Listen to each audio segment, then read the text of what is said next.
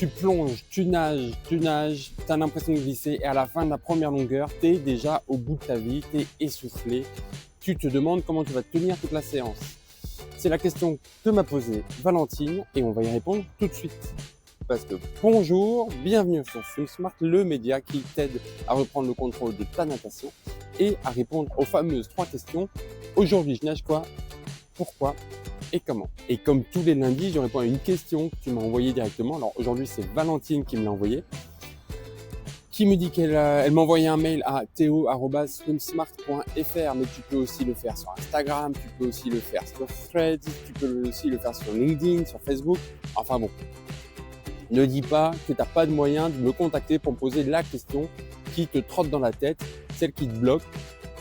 Voilà, celle que Valentine s'est posée par exemple. Et donc Valentine me dit, je nage depuis quelques semaines, mais à chaque fin de la première longueur, à la fin des 25 premiers mètres, je suis essoufflé, c'est pas possible, j'ai l'impression que ça va être impossible, j'ai l'impression que c'est facile pour les autres, mais moi je galère terriblement. Où est le problème? Est-ce que c'est moi ou est-ce que c'est la natation qui n'est pas faite pour moi? Alors 2 choses. Déjà, premièrement, Valentine, c'est pas toi le problème, évidemment. Et on va voir ça tout de suite. Mais l'épisode sort ce lundi. Là, il est sorti. Si tu vois ça, c'est qu'il est sorti. Mais ce mercredi sort un épisode où j'interview Céline Signe. Elle est judokate, ceinture noire, 2e dame. Et elle a fini maître nageuse. Donc, je pense que en termes de grand écart entre le judo et la natation, on est pas mal. Et donc évidemment, elle a eu le moment où elle s'est dit qu'elle n'était pas faite pour ça, que la natation c'était pour d'autres personnes, et elle a quand même réussi. Donc on va voir ton petit problème de respiration, Valentine, et mercredi tu vas pouvoir écouter Céline, donc la judokate qui est devenue nageuse. Il faut savoir que quand tu rentres dans l'eau, Valentine, il y a plein de choses qui se mettent en place. Déjà, ton corps, il passe de l'air à l'eau. Il passe d'une pression sur la poitrine à une autre. Il passe d'un moyen de respirer, d'un moyen de gérer sa respiration à un autre moyen. Il passe à un équilibre vertical à un équilibre horizontal. Tous ces éléments font que généralement, le rythme cardiaque augmente un petit peu.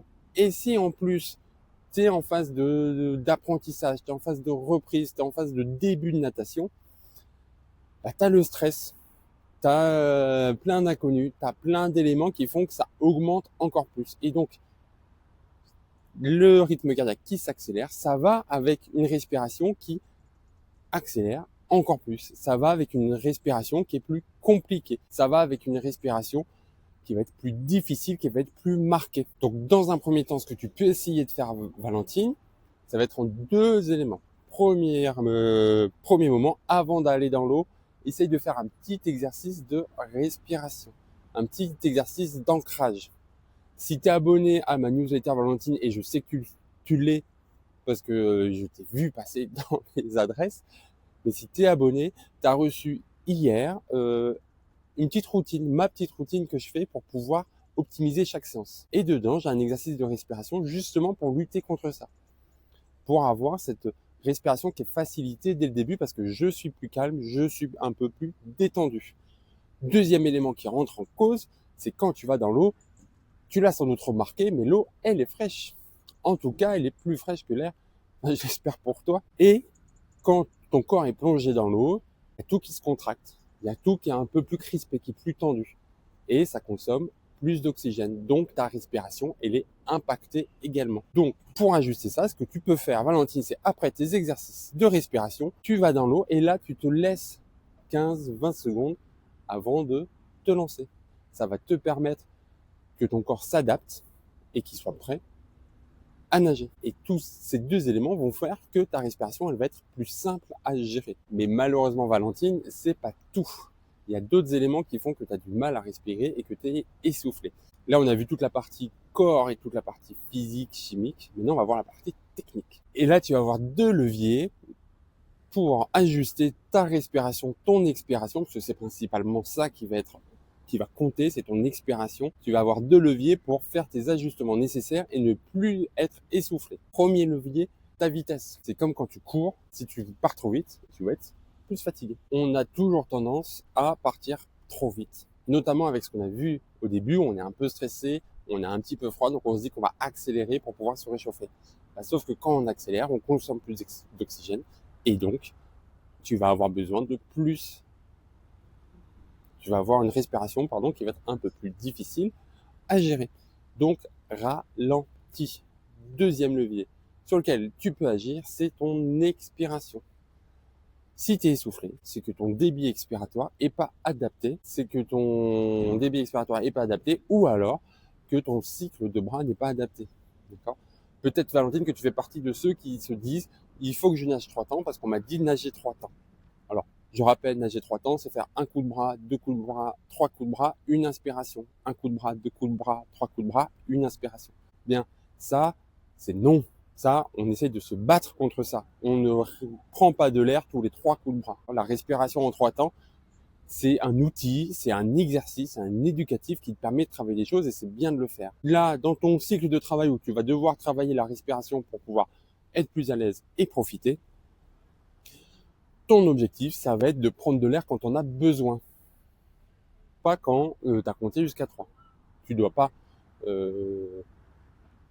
ajuster ta nage à un nombre, mais tu dois ajuster ta respiration, tu dois ajuster tes inspirations à tes besoins. Donc, maintenant qu'on sait ça, on fait comment pour ajuster ça ? Ben, c'est simple. Première solution, tu nages sans compter et tu sors la tête de l'eau quand tu ressens que tu as besoin d'air, quand ton cerveau il te dit que tu as besoin d'air. Et ça, tu le sauras parce que ton inspiration, elle va être réflexe, elle va être ample, elle va être rapide, elle va être efficace. Premier point. Deuxième point, tu veux toujours nager en 3 temps parce que c'est comme ça qu'on t'a dit qu'il fallait le faire. Je ne suis pas d'accord avec ça, mais c'est toi qui choisis. Hein. Moi, je te donne les outils. Avec Swim Smart, je te donne les outils pour que tu prennes le contrôle de ta natation. Donc, si toi, tu veux nager comme ça, il n'y a pas de souci. Moi, je te dis du coup comment adapter. Si tu veux absolument rester en 3 temps, parce que tu es à l'aise, parce que tu es bien équilibré, c'est l'avantage de la respiration 3 temps.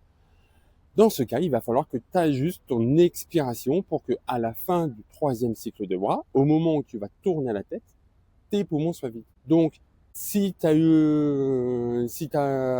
pas le temps de tout souffler avant d'inspirer, il va falloir que tu souffles plus fort. Et ça, c'est très simple. Si quand tu sors la tête de l'eau, ton réflexe, c'est pas d'inspirer mais de souffler, c'est que tu aurais pu souffler un peu plus dans l'eau. Si au contraire, tu fais 2 mouvements et tu es un peu déjà à bout de souffle, tu es un peu en apnée jusqu'à la fin, dans ce cas-là, c'est qu'il faut que tu souffles plus doucement. Et avec tout ça, tu vas retrouver une respiration adaptée, une respiration contrôlée, et tu vas reprendre plaisir. Valentine, et tu ne te diras plus que pour les autres, ça a l'air facile. On en reparlera ce samedi dans le voyage de l'île du nageur démotivé qui va abandonner au nageur motivé, conscient et qui contrôle sa natation. On en reparlera de cette fameuse comparaison. Donc abonne-toi pour être sûr de ne pas la louper. Et puis, on se retrouve très vite. Je te rappelle que pendant 100 jours, je suis en quotidien sur YouTube. Demain, je te parle d'un exercice technique. Je te dis pourquoi le faire, comment le faire. Bonne journée.